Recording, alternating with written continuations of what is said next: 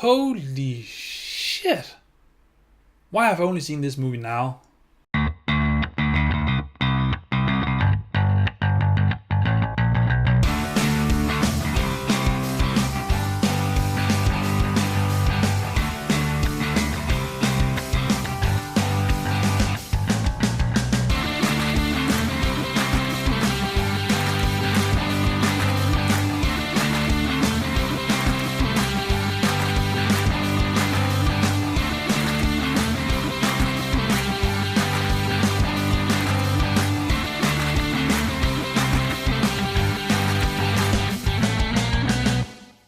Brothers and sisters, my name is Daidarius and welcome to the review of Shawshank Redemption. Now you might go, but that movie is more than 20 years old.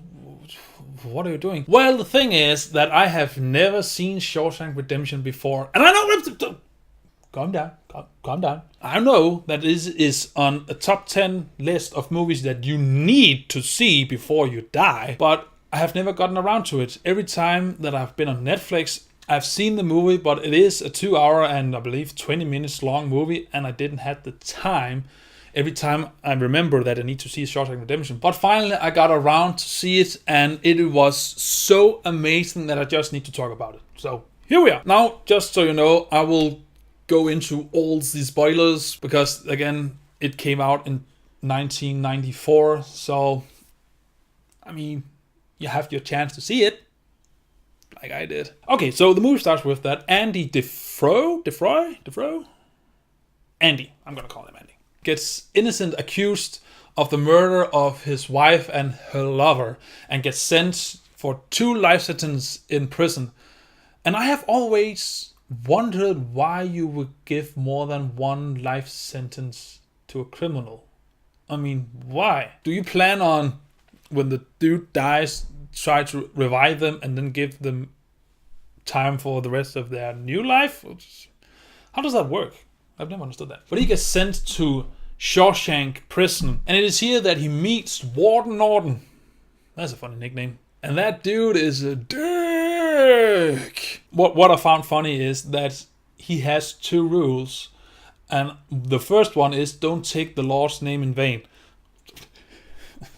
You just know that you're in the 40s in that point. But I found it funny, because in this day and age, that is not your top priority. But Andy gets sent to prison for life, or 2 lives. And the worst thing is that he, of course, knows that he is innocent. You don't know it yourself until the last third of the movie that he actually is innocent.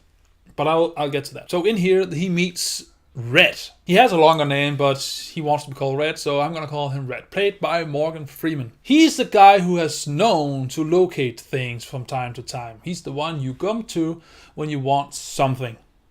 Anything. As long as it's within reason. And he wants this little... what's it called? Stone hammer? I can't remember what it is. It's a hammer this big, which you use to carve out stones to make them into some figure or something. He wants that, and that's all he wants. And you don't know why yet, if you have never seen or heard about this movie before. You don't know why. And later on, he wants a big movie poster. Again, is he glad to watch the woman or something? You don't know. So you might go, what do you have to do?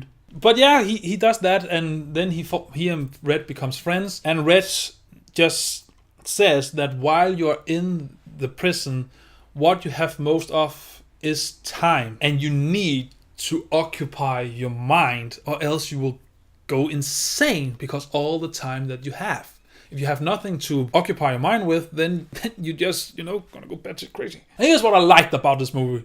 It's just the whole setting. I like the fact that, because it is back in the 40s, that the inmates are not some big, balls, buff, steroid, tattooed dudes who just want to fuck you up and rape you all the time, even though there is a dude who wants to do that. But he's not that big, so it's more like some kind of intimidating gentleman's club. So there's not that much fighting, because everyone in there has come to realization, I may never get out of this prison, because the Warden Norton is corrupt as fuck. But they set it up extremely well. You quickly learn how the everyday routine is in this prison. And you see how Andy tries to not just fit in, but stay out of trouble because he has his own thing he wants to do.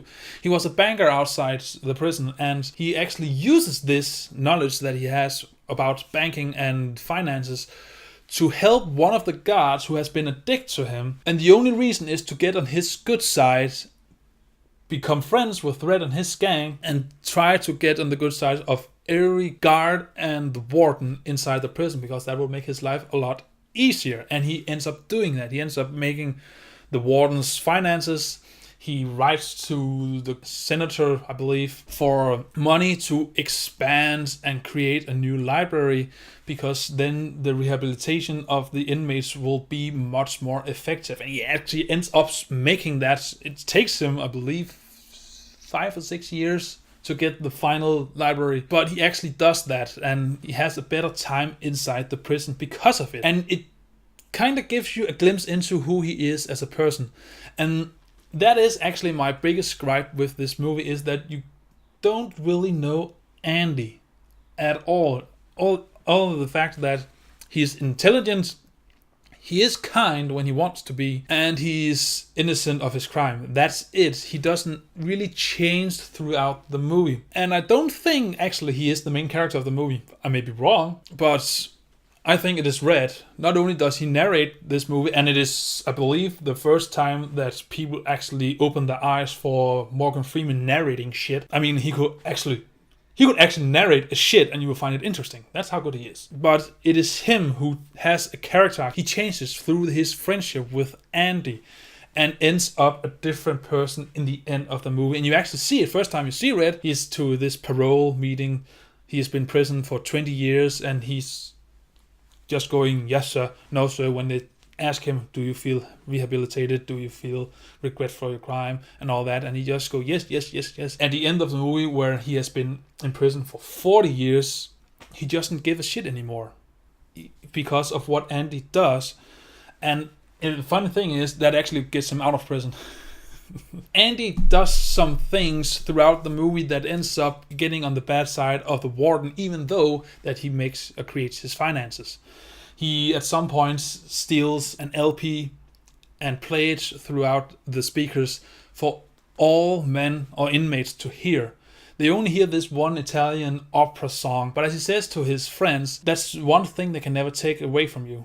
The music and the joy and hope inside you. And Red says, and it is true, hope is a dangerous thing inside these walls, because they can end up pushing you over the edge when that hope is crushed. Now we also meet Brooks, and Brooks is one of the most kindest inmates I have ever seen in any movie or series ever. And he's not in the movie that much, but you quickly get a feel of who he is as a character. And when he gets out, you just feel the sadness, because he has been institutionalized, which means that you've become so used to being an inmate. In the prison, you are somebody. He's, for example, is the librarian, or Red is the guy who can get things, but outside of the walls you are nothing. He has no friends, he has no purpose, he's just alone.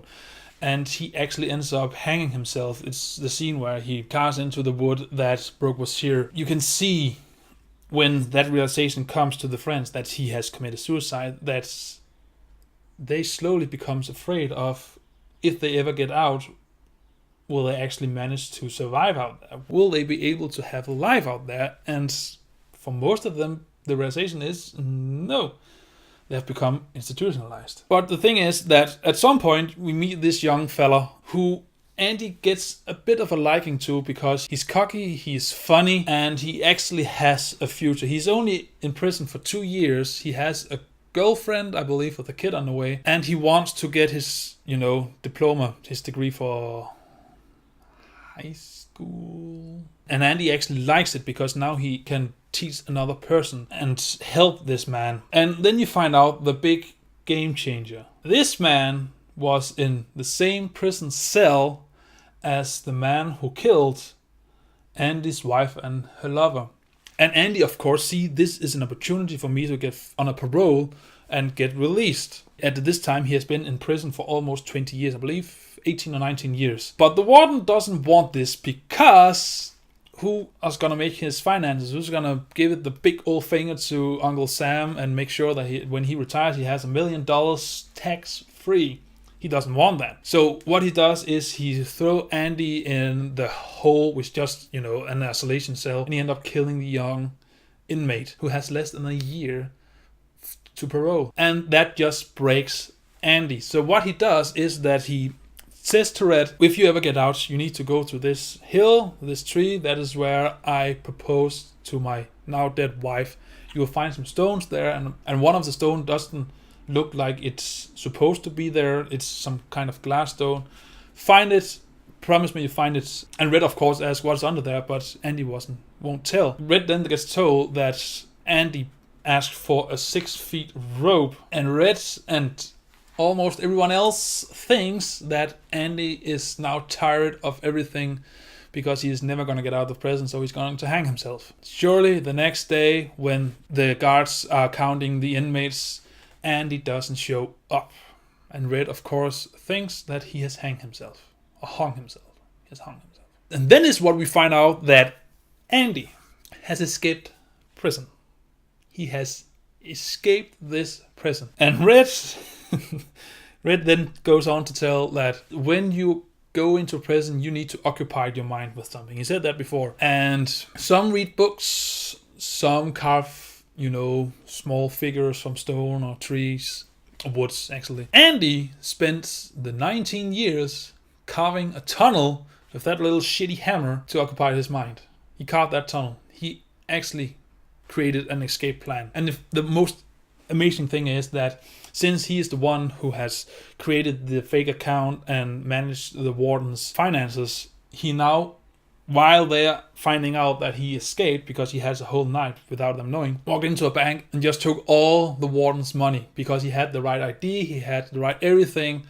He just takes all his money and just says, could you please mail this to the FBI so he can get into prison for all the shit he has done?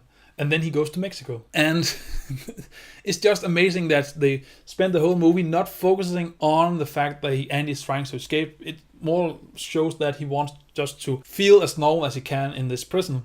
And then at the end, they just go to, nope, he was trying to escape. Here's how he did it. Red then finally gets out and he finds the hill with the oak tree. He finds what's beneath the stones. It is a letter from Andy that please come to Mexico, because Red is also institutionalized and he is thinking about committing a crime just to get back to prison. But luckily he finds this and he goes to Mexico and they end up meeting each other, and that's the end of the movie. And the funny thing is that when you talk about the movie, there's not that much to talk about story-wise, because the movie is, a slow burner, and it's done purposely because you kind of feel like you're in prison with the man. I mean, it spans over 19 years, but what it does is that it makes you care for not just Andy, even though you don't care that much about him, but also for Red and the other guys. And that's what this movie does. And I think that's the purpose of this movie, is that you need friends, actually. You need someone to get through life, and especially when life gets you down. That's why Brooks didn't survive on the other side of the fence. The movie is wonderfully told. The movie makes you think about it after days have gone by. I'm still thinking about the movie, and I can see why people say this is a movie you need to watch. I don't agree that it is one of the best movies ever made, not by a long stretch. However, it is well told, it has good characters, it has a good atmosphere, it even has a good twist at the end if you don't know what's going to happen. But since I live in the age of internet, I knew that he was going to escape. I knew about the wardens committing suicide, and I knew about the fact that he was innocent from the get-go and all that. But even though that you know these things, this movie is still fantastic, and I just love the whole prospect of it, the friendship between Red and Andy, and you can just see that they're slowly becoming better and better friends until they're best friends. And when Andy escapes, Red actually become kind of depressed because he missed his friend. He's glad that the man managed to escape, but he miss him. And you kind of miss him too. But still, I do think that they could have portrayed Andy better, because the person I was rooting for and the person I connected with most and thought was the main character was Red, because he's the one who changes. He's actually the person who learned something during the movie. But that doesn't take away that this is one fantastic movie. And there's no way around it. Shawshank Redemption is an epic masterpiece. So, Shawshank Redemption, have you seen it? What do you think about it? Or is there any other big movie that you think you should watch before you die? I mean, I just saw Goodfellas yesterday, and I haven't seen that movie yet. And I'm just, I'm just seeing this list of all these movies, and I need to see the big ones. Maybe when I see some of the others, I might want to talk about it. Who knows? But yeah, if you have any movie you think you should see before you watch, comment below and read your thoughts. And as always, until I see you in the next video, remember to stay awesome. Bye! Phew. Crawling through 500 feet of shit. That's a bummer.